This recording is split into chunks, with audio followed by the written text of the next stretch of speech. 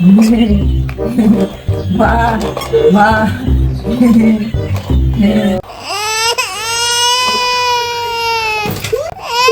ছেলে সারাদিন কোনো কাজ করবো নাই, শুধু জ্বালায় জ্বালায় আমার বুকটা জ্বালা করে দেবে। চল স্কুল যা। ওলে তো সারাদিন কোনো কাজ করবো নাই, বিয়ে হওয়ার পর বলেছিল যে তুই আমার ঘরে ছুটি দেখ, এই তো আমি ছুটি আছি।